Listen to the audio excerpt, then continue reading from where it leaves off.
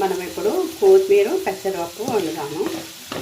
దానికోసం కొంచెం ఉల్లిగడ్డ, పచ్చిమిరపకాయలు, కొంచెం జీలకర్ర, నూనె వేసుకొని కొంచెం ఉల్లిగడ్డ బ్రౌన్ కలర్ అయ్యే వరకు పెట్టుకొని ఆ తర్వాత కొత్తిమీరను మంచిగా క్లీన్ చేసుకొని దాన్ని కట్ చేసి కొత్తిమీర వేసుకుందాము. ఎందుకంటే ఇప్పుడు కొత్తిమీర ఎక్కువ దొరుకుతుంది కాబట్టి కొత్తిమీరతో ఇలా రకరకాలు చేసుకొని తింటే చాలా బాగుంటుంది. చాలా హెల్త్ బెనిఫిట్స్ కూడా ఉంటాయి. ఇట్లా కొత్తిమీర వేసుకుందాం.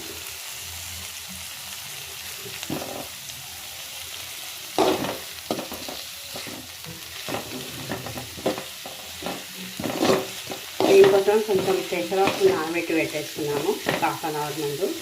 దాన్ని కొంచెం మిక్సీలో వేసి కొంచెం బరక మిక్సీ వేసి ఇందులో కలుపుకుంటే చాలా బాగుంటుంది. మన టేస్ట్ సరిపడా ఉప్పు వేసుకున్నాము.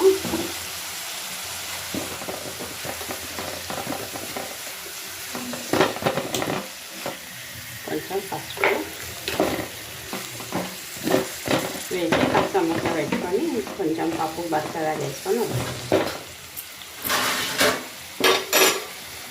చూస్తున్నారు కదా, కొత్తిమీర మంచిగా కొంచెం నూనెలో పచ్చివాసన పోయే వరకు వేసుకున్నాము.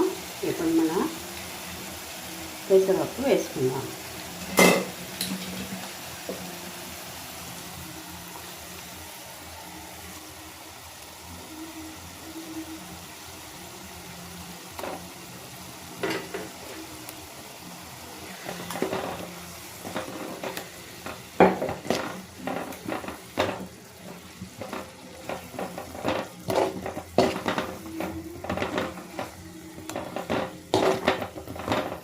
ఒక 5 minutes ఇది మంచిగా నూనెలో ఉడికిపోవాలి.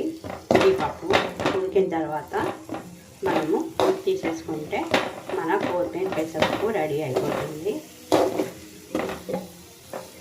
కాకపోతే ఇట్లనే వదిలేస్తే ఇది మారుతుంది కాబట్టి ఓకే. మనము చూస్తున్నారు కదా, పెసరపప్పుతో మన కొత్తిమీర పొడి కూర రెడీ అయిపోయింది.